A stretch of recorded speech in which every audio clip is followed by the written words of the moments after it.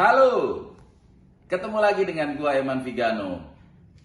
Video kali ini gua mau sharing nih ke teman-teman bab Vespa listrik. Setelah pemakaian selama 1 tahun 1 bulan, udah setahun sebulan ya, nggak berasa juga. Gua pengen sharing ke teman-teman mengenai Vespa listrik nih. Udah lama nih gua nggak bahas Vespa listrik ya. Sambil duduk aja nih biar kagak capek ya. Jadi gue flashback sedikit ke belakang. Jadi gue memilih konversi Vespa menjadi listrik ini pemakai basic atau dari Vespa Gran Turismo. Gran Turismo tahun 1970. Vespa GT biasanya disebutnya Vespa GT. Karena dia sudah menjadi listrik, gua namain dia GT-Li. Gitu, ini Vespa GT-Li. Gitu. Alhamdulillah udah setahun sejak gua konversi. Ya udah kemana-mana juga sih ya, udah kemana-mana dan memang Vespa ini khusus buat gue dalam perlistrikan gitu ya, dalam arti konten per Vespa listrikan. Jadi gue cobain bener nyemplung ke banjir gitu. Itu gue jajal hujan-hujanan gitu. Gue terabas, dari hujan rintik-rintik, hujan deras gue terabas gitu. Terus pernah gue bawa ke Bali juga waktu Vespa World Day. Itu gue bawa ini Kintamani, Pandawa yang jalannya tinggi-tinggi gitu udah lewatin. Nah, mungkin yang gue pengen cerita ke teman-teman nih, Bang Eman, setelah pemakaian setahun ini apa sih kendala-kendalanya gitu kan? Orang pengen tahu kan? Karena mungkin teman-teman ada juga yang pengen pasang gitu kan. Menurut gue sih kalau untuk Vespa listrik ini, to be honest ya, jujur-jujuran aja, itu kendala pertamanya menurut gue ya, itu masih boleh dibilang harga kit dan pemasangannya masih lumayan mahal ya. Jadi yang paling bawah itu tipe Duro, itu harganya 20 juta, kit berikut pemasangan. Proses pemasangan sekitar 3-5 jam. Nah kalau yang tipe gue pakai itu tipe Speedster, itu 27 juta lah gitu ya. Itu udah mau pemasangan dan pemasangan sama kitnya gitu. Menurut gue untuk 20 juta itu masih ketinggian ya. Kalau seandainya Vespa listrik ini bisa nih, mungkin angka ideal ya, angka ideal menurut gue nih di 10 juta aja, gue yakin pasti banyak banget nih teman-teman yang pengen, khususnya teman-teman yang udah punya motor 2 atau 3, 1 dilistrikin lah gitu. Itu bakalan banyak banget kalau 10 juta. Tapi kayaknya 10 juta untuk saat ini belum memungkinkan tuh. Mungkin kalau nanti baterai bisa murah mungkin bisa jadi. Karena untuk baterainya sendiri, ini baterai lithium, baterainya aja sekitar 9 jutaan teman-teman. Jadi kan gak mungkin kan kalau harga jualnya 10 jutaan. Gua rasa itu satu sih yang mungkin jadi bahan pertimbangan nih orang untuk konversi Vespa listrik. Tapi setiap penjualan itu kan ada marketnya masing-masing ya. Mungkin kalau saat ini harga masih ketinggian, mungkin sebagian orang mungkin boleh lah gitu. Mungkin sebagian masuk. Cuman kalau gue sebagai orang yang biasa-biasa aja, menurut gue masih agak dirasa tinggi tuh ya. Kalau pengen booming banget gitu ya. Oke, jadi pas gue pakai ini, gue pernah nerobos banjir karena rumah gue jalan yang dilalui itu ada beberapa titik yang banjir dan gue memanfaatkan spot itu buat nerabas. Jadi kalau sampai deck dia masih aman tuh, masih aman. Jadi teman-teman bisa lihat, jadi untuk Vespa listrik itu simple banget sebenarnya. Ini baterai yang tadi udah gue tunjukin. Ini baterainya. Ini baterai. Ini chargernya nih. Ini charger. Ngecasnya 4 jam. Nah, ini teman-teman nih. Tangkinya kan kita dicopot nih. Tangki dicopot. Oh, ini dibaut lagi cuy. Nah, tangkinya dicopot. Baterai taruh sini. Nah, ini kontrolernya nih. Ini kontroler. Ini kontrolernya. Ya kan? Nah, dinamonya di bawah sini nih. Nih dinamonya. Ya, kotor ya. Gua mah nggak pencitraan deh, apa adanya aja. Nah, kita tutup dulu. Jadi sesimpel itu sih sebenarnya komponennya. Hujan-hujan deras gue sikat, pelan gue sikat. Vespa konversi ini speednya 3 ya, speed 1, speed 2, speed 3. Jadi kalau teman-teman di speed 1 sumpah mau gas sudah dibejek juga dia cuman mentok di situ, ya udah segitu aja, mau bejek gimana nggak bakal gitu, larinya nggak bakal kencang, ya segitu aja gitu. Gitu gua speed 2, speed 3 gitu. Yang gua rasain make Vespa listrik tuh jambak banget ya. Kencang banget, ketambahan nggak ada suara. Jadi tahu-tahu lo wush aja gitu. Enak banget ya pokoknya dah. Remnya juga udah cakram. Jadi kalau bawa Vespa biasa, karena kita pakai Vespa udah lama, kita tahu kan untuk nempel-nempelnya. Cuman kita tahu jarak. Karena kita tahu posisi Vespa remnya sepakem apa. Jadi kita nggak berani tuh senempel-nempel gitu kan. Tapi kalau pakai Vespa listrik karena dia cakram kan, sama kayak Vespa Jepangan, kayak Vespa jangan. Ya kayak sama kayak Vespa Matic atau motor-motor Jepangan yang udah cakram. Jadi ada kita nempel aja tuh. Nempel aja. Jadi kita lebih berani lah karena remnya mumpuni. Nah, masuk ke kendala. Waktu gua Vespa World Day itu sebenarnya tanjakan gua laluin ya, gua lampauin pokoknya. Nah, mungkin teman-teman udah pernah nonton videonya kan. Jadi gua memang bercerita berdasarkan kenyataan yang ada ya. Jadi itu sempet gua turun itu karena kan gini. Ini kan rem belakang. Ini rem belakang sekaligus cut off. Ya. Rem belakang sekaligus cut off. Jadi pada saat nanjak, ini gua pencet gua rem, set, otomatis ke cut off tuh. Nah, kita turun dia. Sebenarnya kalau, dan gua boncengan lagi kan, di depan itu ada Vespa Extreme tuh, yang dia kan jalannya pelan tuh. Nah, gua nyalip nggak bisa karena ini banyak mobil. Akhirnya gua minggir jadinya dan dibantu dorong karena kan bosnya nanjak di situ doang sih. Tapi kalau jalanannya semut nggak terhalang banget, itu gue lampauin, itu bisa terlampaui, nggak ada problem sama sekali.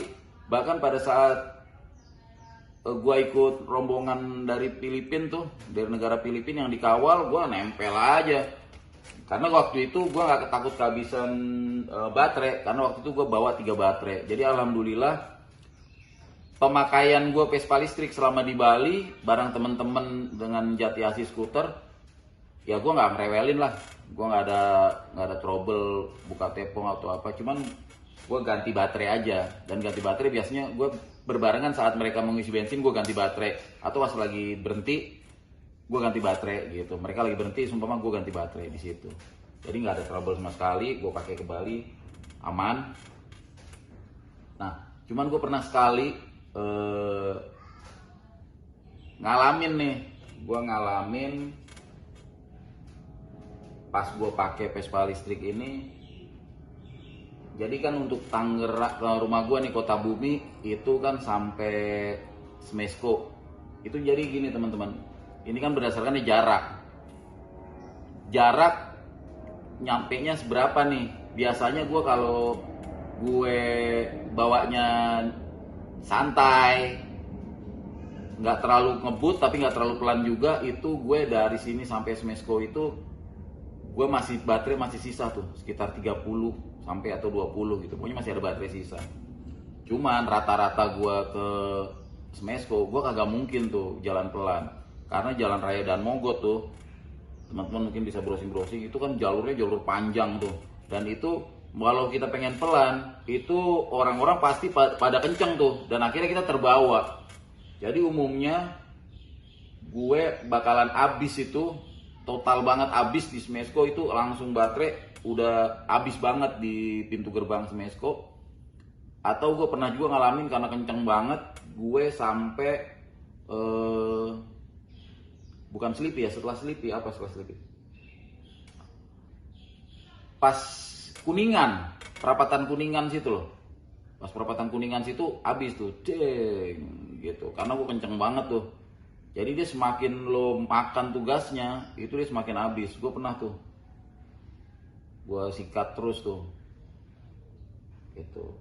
Tapi kalau teman-teman bawanya santai gigi 2 tuh, itu pasti masih sisa gitu. Jadi boros enggaknya baterainya tergantung gimana style kita juga nih. Semakin kesini semakin tahu selahnya, mungkin ya apa ya bahasanya, ekonomot kali ya. Itu semakin baterai semakin bisa banyak sisanya gitu. Gitu. Kelemahannya itu aja sih menurut gue di baterai ya. Jadi bang, lu pernah mogok nggak? Gue nggak pernah ngalamin tuh mogok dalam arti teknis nih, Vespa listrik gue mogok gitu. Gue belum pernah tuh ngalamin seperti itu gitu ya. Cuman karena kan gue jauh nih jaraknya, jadi gue harus bawa baterai 2 ya. Gue punya baterai spare. Waktu itu gue nggak ngisi dengan bukan nggak ngisi ya, jadi maksudnya gue udah jalan keliling, singkat cerita salah perhitungan lah mungkin bahasanya gitu ya. Itu gue sampai Grogol baterai gue tinggal 30%, yang berarti itu setengah perjalanan. Gue mau balik ke Smesco juga udah jauh, mau ke rumah gue juga jauh. Akhirnya gue pakai, nah ini buat teman-teman yang lagi pakai Vespa listrik, akhirnya gue pakai speed 1 tuh pelan banget, buat gue pelan banget gitu ya. Akhirnya gue pakai speed 1 tuh, pelan aja, dan itu gue sampai Sitanala. Teman-teman bisa browsing sendiri dari Grogol Sitanala jaraknya berapa, baterai gue 30%, tapi pelan banget.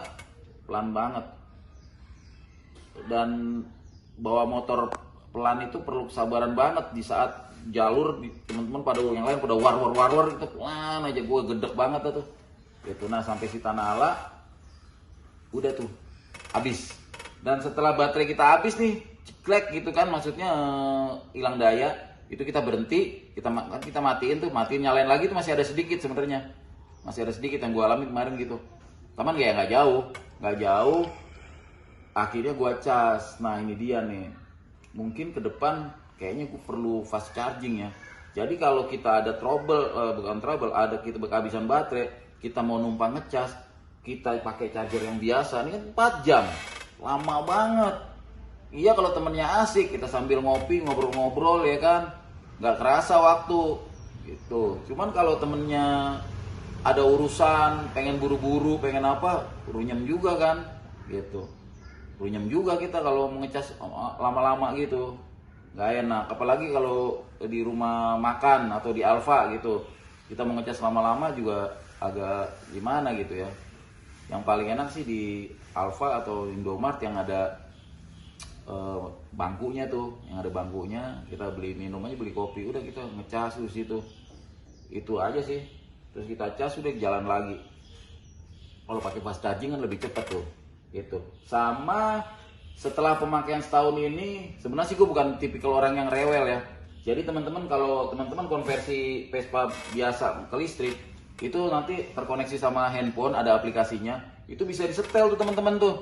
Ini mau ekonomot, atau mau dibejeknya agak delay, atau mau langsung agak spontan, itu bisa di setel. Cuman gue agak gaptek gitu. Jadi gue tuh kalau kendaraan itu ya gue menyesuaikan dengan kendaraannya begini ya, gue mengikutin nih gimana nih maunya nih kendaraan gimana, gue ikutin mainnya gitu. Nah memang untuk yang edisi ini nih itu masih agak apa ya bahasanya, jegat banget, jambak banget, khususnya kalau baterai abis baru dicas nih, powernya kan full tuh, itu wah jambak banget. Buat yang baru naik mungkin akan kaget ya, ini banget ya, dedek banget gitu. Emang kalau udah sering pakai sih, oh ya udah ini baterai baru dicas nih, berarti agak jangan terlalu dibejek, agak smooth gitu. Itu sih. Cuman Elders kan sudah mengeluarkan nih produk barunya nih, controller barunya dia udah ngeluarin tuh yang ada air ductnya, yang ada pendinginnya. Mungkin kayaknya gue kemungkinan akan ganti itu controllernya ya, biar lebih smooth lagi. Jadi gue udah nyobain tuh beberapa, mungkin teman-teman ada yang lihat video gue sebelumnya, itu udah pakai air duct system tuh, pendingin gitu, terus sama kontrolnya ganti, jadi dia nggak jegat banget, nggak lompat banget gitu. Jadi mungkin akan bertambah lebih enak. Itu aja sih yang gue rasakan setelah makan setahun. Oh iya, otomatis karena ini kelistrikan, lampu ya terang ya, lampu gue terang banget, nyorot deh. Yang lain-lain nggak ada sih, enak semua. 1 sampai 10 gue menilai dengan Vespa listrik ini ya 9 ya, karena yang 1%-nya itu ya baterai sih ya. Kalau mungkin baterainya bisa dimurahin lagi, itu mungkin di perjalanan bisa tambah lebih jauh, karena kita bisa membawa spare baterai ya kan.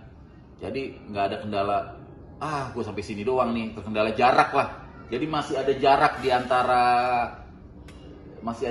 antara Vespa listrik gitu kali ya. Jadi masih ada jarak. Timbang Vespa yang biasa kan, lo mau jalan kemanapun, bensin ada dimanapun gitu kan. Ini juga listrik ada dimanapun, tapi kan lo harus ngecas itu loh. Kayaknya ya menurut gue itu masih jadi kendala sih untuk Vespa listrik. Sama mungkin ini bukan kendala tapi psikologis ya. Mungkin teman-teman di dunia pervespaan, gue menilainya Vespa listrik ini ya masih memandang Vespa kok dilistrikin gitu. Sebenarnya sih sah-sah aja ya. Gue awal pendapat gue terhadap Vespa listrik juga begitu. Apalagi mengingat gue kan mainnya orisinilan, kok Vespa diiniin gitu. Ada yang beranggapan merusak Vespa, ada yang beranggapan Vespa nggak ada soulnya. Cuman ya suka atau tidak suka, ini perkembangan zaman dimana sekarang eranya kan listrik ya, mobil listrik, sepeda listrik, mobil listrik, motor listrik. Nah menurut gue ini sebagai salah satu penyelamat juga sih.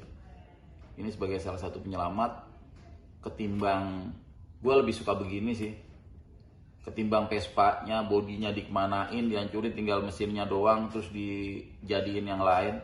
Cuman ya balik lagi, kita saling menghargai aja, karena apapun jenis Vespa-nya, baik itu cuma pakai mesinnya doang, diganti jadi motor custom, motor Jepang atau apa, cuma dipakai mesinnya doang, atau kalau yang dilakukan oleh Vespa listrik dipakai bodinya doang, mesinnya nggak ada, menurut gue sah-sah aja. Banyak cara untuk menikmati Vespa, ya kita saling respect aja, saling hargain, dan ini perkembangan zaman yang harus kita ikutin. Cuman kalau gue boleh titip pesan, kalau lo memang ada unit yang lain, kenapa nggak lo coba gitu. Lo punya unit yang lain ya, kecuali unit satu, mau dilistrikin aja. Ya kalau gue sih sayang, kalau gue masih ada sayang gitu juga. Kecuali punya unit satu lagi, yang satu Vespa biasa, yang satu Vespa listrik. Menurut gue sih itu cihuy banget sih. Gitu. Dari gue itu aja sih ya. Kalau teman-teman ada yang pengen ditanya ini bab Vespa listrik, keluhan-keluhan lainnya gitu, ya karena gue merasa selama setahun ini nggak ada problem berarti ya. Gue malah merasa enak aja, nyaman ya. Biasanya gue kalau pakai Vespa biasa, apalagi kalau mau jauh-jauh gitu, gue harus ganti oli, harus nyiapin oli samping, harus nyiapin pendanaan buat jalannya. Ini gue nggak nyiapin apa-apa, gue cuma setrum listrik, setrum aja udah, baterai aja gue, kendalanya baterai aja udah gitu doang. Kendalanya gue harus nyiapin baterai aja, nggak ada yang lain-lain. Teman-teman boleh tulis apa yang pengen mentanyain di kolom komentar. Insya Allah kalau gue tahu, gue akan kasih tahu. Buat yang suka tayangan ini kasih tombol jempolnya. Yang belum subscribe, buruan subscribe, tombol loncengnya jangan kajal lupa. Dijegugin aja. Sampai jumpa lagi dengan gua Eman Vigano di Rasti Garasi. Ciao.